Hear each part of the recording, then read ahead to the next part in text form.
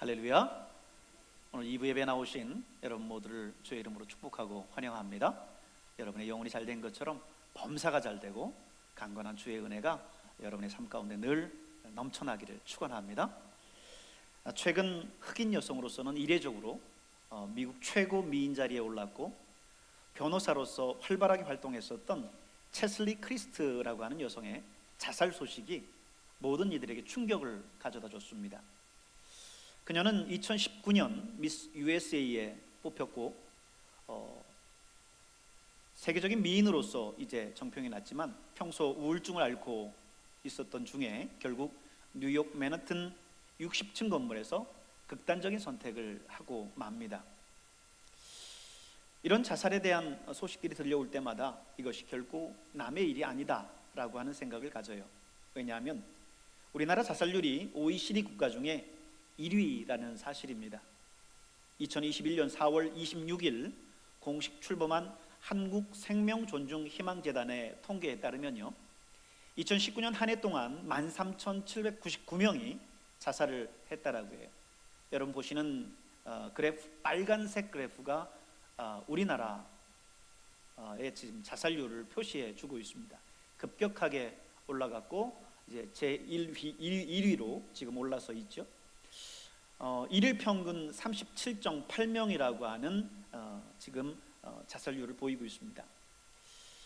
물론 자살하는 사람들에게 있어서 그것이 자신에게 닥친 어려운 문제를 극복하는 최선의 방책이라고 생각했기 때문일 수도 있겠지만 그것을 극복하지 못하고 극단적인 선택을 했다라고 하는 점은 안타깝기 그지 없습니다.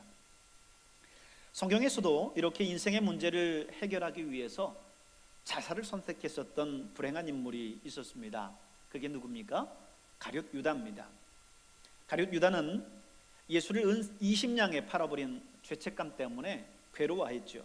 그리고 그는 그 문제를 결국엔 해결하지 못하고 자살을 선택하고 맙니다. 결국 나무에 목을 매서 자살을 하죠. 그러나 여러분, 그에게 있어서 이 자살만이 최선의 선택이었을까요? 최선의 방법이었을까요? 그거는 아닐 겁니다. 우리는 베드로에게서 그 내용들을 찾아볼 수 있는 것이 베드로 역시 유다 못지않게 예수님을 배반했었던 인물입니다. 예수가 체포돼서 가야바에게 끌려갔을 때 멀찍이 베드로는 쫓아갔죠. 예수께서 가야바 법정에서 신문당하실 때 그는 하인들과 함께 그 집들에 앉아 있었습니다. 그리고 그 상황들이 어떻게 진행될까를 살펴보고 있었어요. 근데 바로 그때 한 계집종이 와서 당신도 예수의 제자지 않소? 당신 예수와 함께 있는 것을 내가 봤는데? 라고 말하자 베드로가 어떻게 했습니까? 베드로는 예수님을 모른다고 극구 부인합니다. 그것도 3번을 부인을 하고 마지막에는 예수님을 저주하면서까지 부인했다 했습니다. 바로 그때 닭이 꼭끼요 하고 울지요.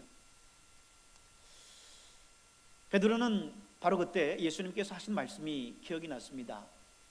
네가 닭이 울기 전에 나를 3번 부인하리라 말씀하셨던 그 예수님의 말씀이 그대로 이루어진 거예요. 아니요, 예수님, 절대 그런 일이 있을 수 없습니다. 호언장담했었던 그의 삶에 그대로 예수님께서 말씀하셨던 것이 이루어진 거죠. 베드로는 아마 죽고 싶었을 겁니다. 베드로는 닭이 울 때마다 아마 닭이 우는 그 소리가 자신의 가슴을 후벼 팠을 겁니다. 하지만 베드로는 이 문제를 유다와 같이 자살이라고 하는 방법으로 해결하지는 않습니다. 대신 주님 앞에 나아가 통곡하며 자신의 죄를 회개합니다. 여러분은 여러분의 인생에 어려운 문제를 만났을 때 그 문제를 어떻게 해결해 나가십니까? 많은 사람들이 이 방법을 잘못 찾기 때문에 자살하고 실패하고 또 그로 인해서 불행한 삶을 자초하면서 살아갑니다. 오늘 본문에 있는 이야기는 한 맹인에 관한 이야기입니다. 마가복음에 보면 이 맹인의 이름을 바디메오라고 표현하고 있습니다. 오늘 본문 속에는 그 인물의 이름이 나오지 않고 있지만 똑같은 내용을 싣고 있는 마가복음에 보면 그 소경, 이 맹인의 이름이 바디메오다 이렇게 이야기를 하고 있어요. 우리는 이 맹인 바디메오의 이야기를 통해서 조금 전에 말씀드렸던 것처럼 인생에 문제가 있을 때, 인생의 어려운 고난이 우리 앞에 닥쳤을 때 이것을 어떻게 해결할 건가라고 하는 대답을 찾게 됩니다. 문제 해결의 열쇠인 거죠.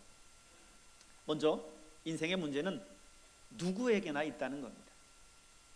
맹인 바디메오에게는요, 인생에 한 가지 문제가 있었어요. 35절을 보세요. 여리고에 가까이 가셨을 때에 한 맹인이 길가에 앉아 구걸하다가 그랬죠. 예수님이 여리고 마을에 들어오시는데 마을 어귀 길가에 한 맹인이 앉아서 구걸을 하고 있었다는 거죠. 이 맹인은 앞을 보지 못했습니다. 그러니까 마땅히 할 일도 없고 다른 사람을 의지해서 살아갈 수밖에 없었습니다. 그래서 그는 사람들이 많이 다니는 길 어귀에 앉아서 구걸을 하고 살았어요. 한마디로 말하면 거지의 삶을 산 겁니다. 이 맹인 바디메오는 이렇게 자신이 앞을 볼 수 없다라고 하는 인생의 어려운 문제를 안고 살았습니다. 아마도 그는 이 문제를 받아들이기가 쉽지 않았을 겁니다. 다른 사람들은 다 앞을 보고 멀쩡하게 살아가는데 왜 하필 나는 앞을 보지 못하는 걸까? 나는 왜 소경으로 태어났을까? 어머니 왜 나 같은 자식을 낳으셨습니까? 하면서 어머니 가슴에 머리를 묻고 통곡하면서 울었던 적이 한두 번이 아닐 겁니다. 오늘 우리 가운데도 인생의 어려운 문제로 인해서 이렇게 힘들어하는 사람들을 많이 찾아볼 수 있습니다.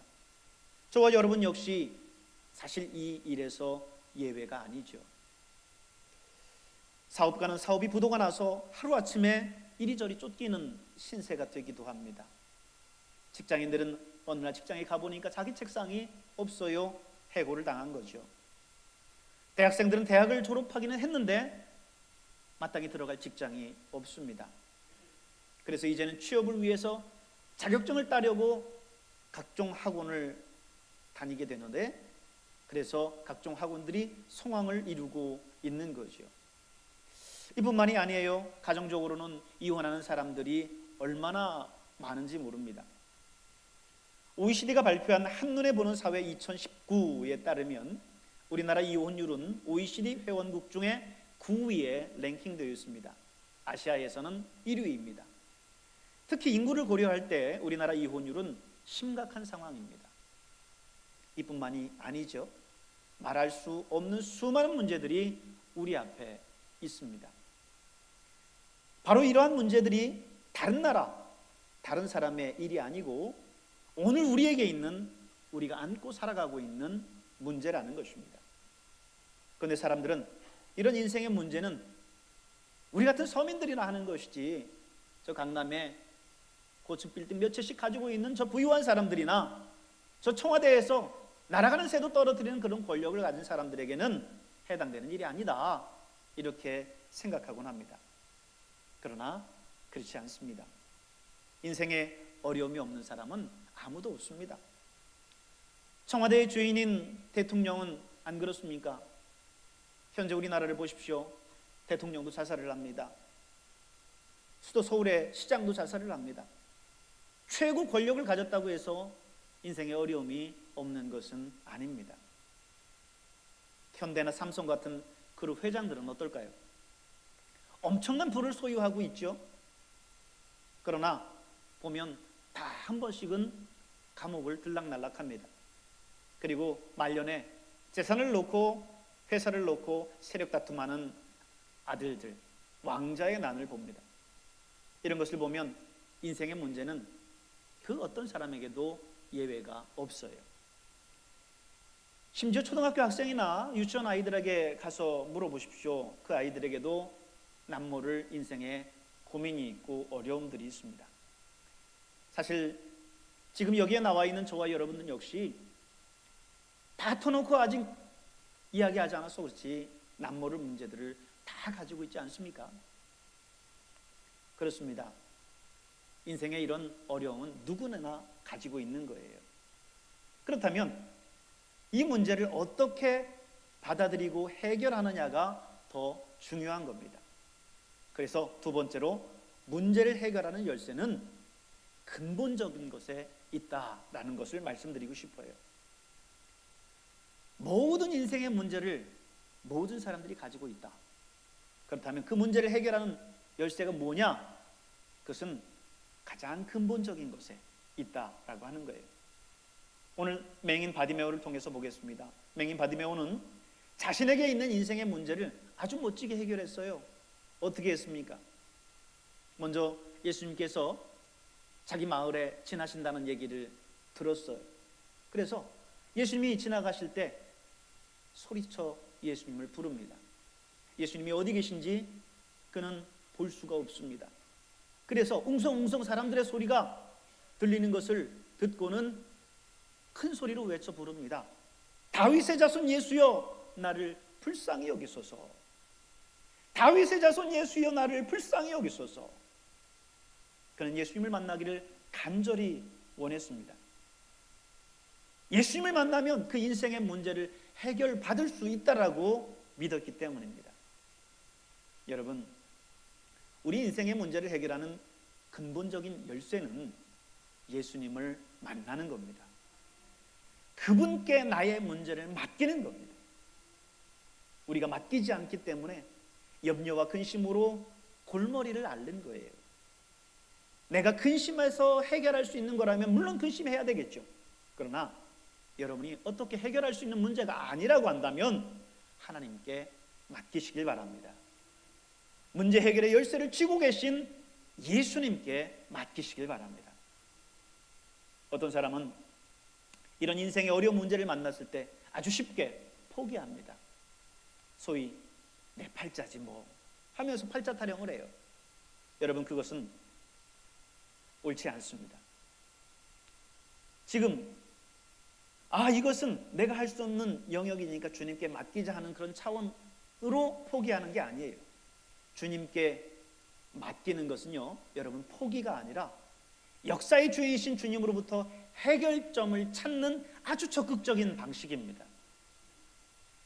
오늘 맹인 바디메오가 자신이 맹인인 것에 대해서 팔자 타령을 하면서 주저앉아 있었다라고 하면 그는 영원히 눈을 뜨지 못했을 거예요. 여러분, 우리는 우리에게 있는 문제를 해결하기 위해서 적극적으로 예수님께 나아가야 됩니다. 그리고 오늘 이 바디메오처럼 다윗의 자손 예수여 나를 불쌍히 여기소서 예수님께 부르짖어야 돼요. 여러분의 문제를 가지고 예수님께 나아가십시오. 그리고 간절히 예수님께 부르짖으십시오. 그래야 여러분 이 문제 해결의 열쇠가 여러분에게 주어진다는 사실을 기억하시길 바랍니다. 또 어떤 분은 기도하면 모든 것이 다 해결되냐 하는 분이 있어요. 맞습니다. 외관상으로는 모든 것이 내가 움직여야 되고 내가 뛰어야 되고 내가 해결해야 할 문제가 그래야 문제가 해결될 것 같아요. 물론 기도하고 아무것도 하지 말라는 그런 말씀이 아닙니다.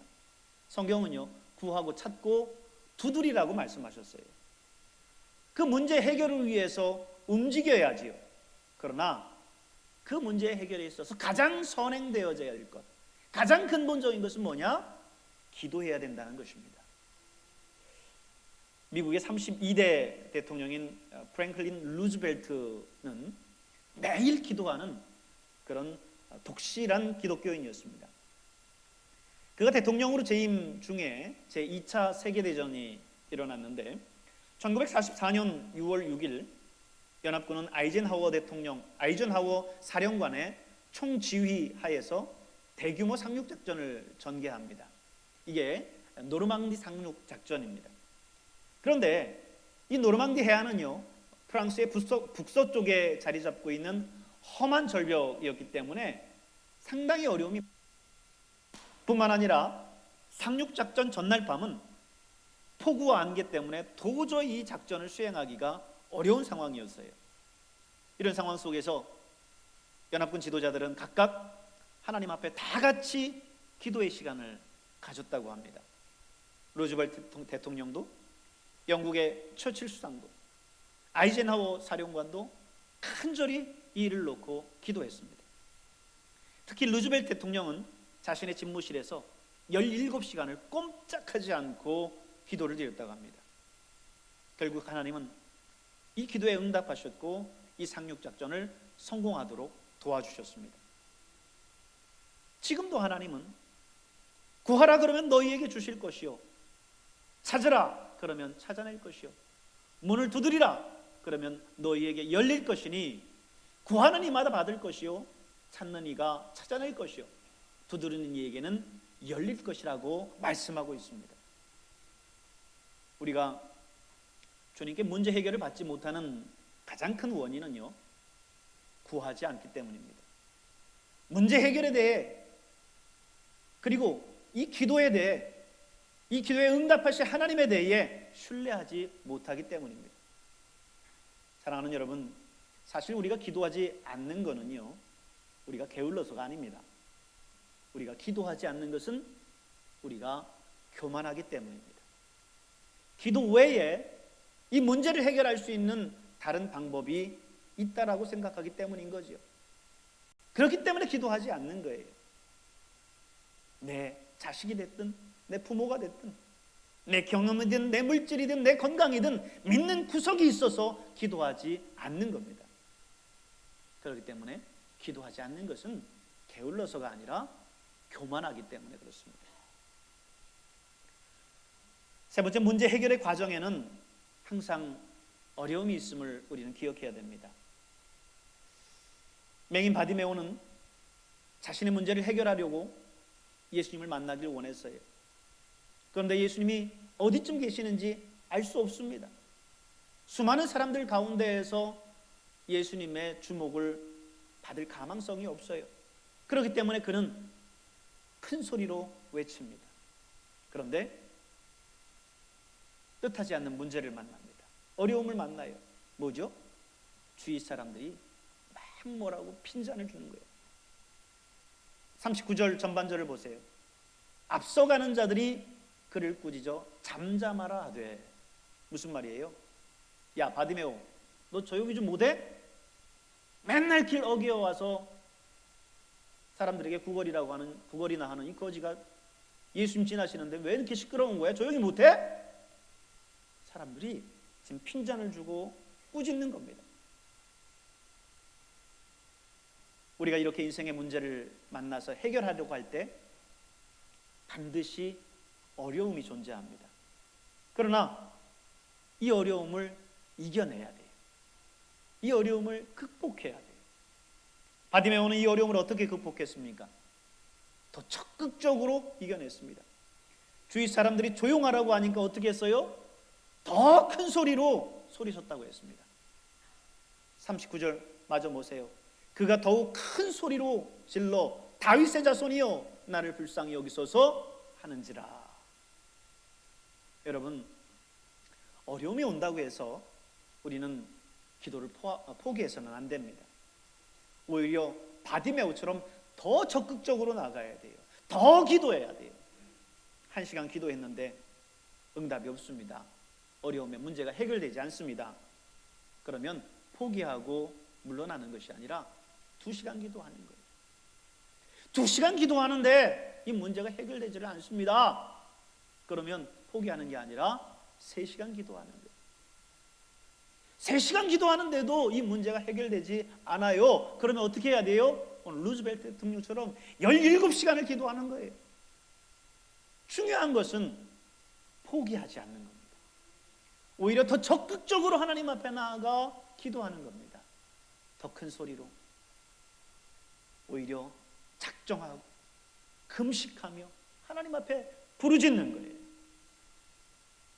인생의 어려운 문제를 만났을 때에 그 문제를 하나님 앞에 전적으로 맡기고 기도하는 것은 물론 쉬운 일은 아닙니다. 그러나 어려워도 기도해야 그 문제를 해결할 수 있습니다. 어려워도 기도해야 살 수 있습니다. 여러분, 새는요 날개가 무겁기는 하지만 사실 그 날개 때문에 하늘을 날 수 있는 겁니다. 배도 돛이 무겁기는 하지만 그 돛이 있기 때문에 항해할 수 있는 겁니다. 기차도 화통이 무겁기는 하지만 그 화통 때문에 달릴 수 있고, 비행기도 날개가 무겁기는 하지만 그 날개 때문에 날 수 있는 겁니다. 여러분, 새가 날개가 무겁다고 그 날개를 떼버리고, 배가 돛이 거추장스럽다고 돛을 떼버리고, 기차가 화통이 귀찮다고 떼버리고, 비행기가 무겁다고 그 날개를 다 없애버린다면 여러분 어떻게 하겠습니까? 여러분, 인생의 문제를 만났을 때 그 문제를 맡기고 기도하는 것이 쉬운 일은 아니에요. 그래도 기도해야 해결받을 수 있습니다.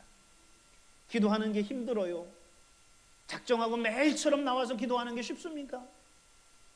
먹어야 될 것 먹지 않고 금식하면 부르짖는 것이 쉽습니까? 어려워요. 그러나 그 어려운 일들을 불구하고 기도해야 이 문제를 해결받는 거예요. 어려운 인생의 문제를 해결하기 위해서 기도하다가 낭망하고 기도를 멈추신 분들이 있습니까? 그렇다면 다시 시작하십시오. 힘들지만 계속하십시오. 그것이 문제 해결의 열쇠요, 우리의 살 길이기 때문입니다. 네 번째, 사실 기도한다는 것 자체가 여러분 믿음입니다. 아까 제가 기도하지 않는 것은 교만이라고 불렀죠? 그렇습니다. 기도하지 않는 건 교만이에요. 이 교만 때문에 주님께 우리의 인생의 문제를 가지고 나아갈 생각을 하지 않는 겁니다. 이것은 명백한 믿음의 부재예요. 그러므로 우리가 기도한다라고 하는 것은 이미 하나님께서 이 일을 통해서 역사하실 것을 믿고 나아가는 행동입니다. 여러분, 이 믿음이 있을 때 주님께서 그 문제의 해결을 해주세요. 주님은 이런 자들을 향해서 뭐라고 말씀하셨냐면, 믿음이 적은 자들아, 악하고 게으른 세대요 하면서 기도하지 않고 자신의 삶의 방식들을 믿고 나아가는 그런 사람들을 향해서 경고하십니다. 오늘 맹인 바디메오는 자신의 인생의 문제를 예수님 앞에 맡기면서 기도했어요. 다윗의 자손 예수여, 나를 불쌍히 여기소서. 그랬더니 예수님께서, 그래, 내가 무엇을 하여 주기를 원하느냐? 주님, 보기를 원하나이다. 맹인 바디메오는 주님을 간절히 찾았습니다. 자신의 인생의 뼈아픈 문제를 아뢰었어요. 주님, 보기를 원합니다. 일평생 앞을 바라보지 못하고 살아왔었던 그가 주님 앞에 자신의 인생의 어려운 문제를 주께 아뢰고 있어요. 이것은 두말할 것 없이 믿음의 행동입니다. 그는 예수님을 만나면 예수님이 자신의 문제를 해결해 주실 거라고 확신했습니다. 믿음이 없었다면 사람들의 극한 만류 속에서 예수님 앞에 나아가지 않았을 거예요. 예수님께 그렇게 큰 소리로 부르짖지 않았을 겁니다. 주님은 이런 바디메오에게 말씀하세요. 내 믿음이 너를 구원하였느니라. 내 믿음이 너를 구원하였느니라. 주님은 이런 말씀들을 많이 하세요. 복음서에서 자주 사용하셨던 패턴인데, 12의 혈루증을 앓았었던 여인에게 말씀하시죠. 딸아, 안심하라. 내 믿음이 너를 구원하였느니라. 예수님을 위해서 옥합을 깨뜨린 창녀에게 이렇게 말씀합니다. 네 믿음이 너를 구원하였으니 평안히 가라. 고침을 받은 10명의 문둥병자 중에서 돌아와서 감사를 표현했었던 사마리아인 문둥병자에게 예수님 말씀하시기를, 일어나 가라. 내 믿음이 너를 구원하였느니라 말씀하셨습니다. 여러분, 그렇습니다. 믿음이 우리의 인생의 문제를 해결하는 키입니다. 예수님이 우리의 인생의 어려움을 해결할 수 있는 키입니다. 그러므로 이 예수님 앞에 나아가서 간절하게 이 문제를 놓고 기도하시는 여러분 될 수 있기를 주님의 이름으로 축복합니다. 기도하겠습니다.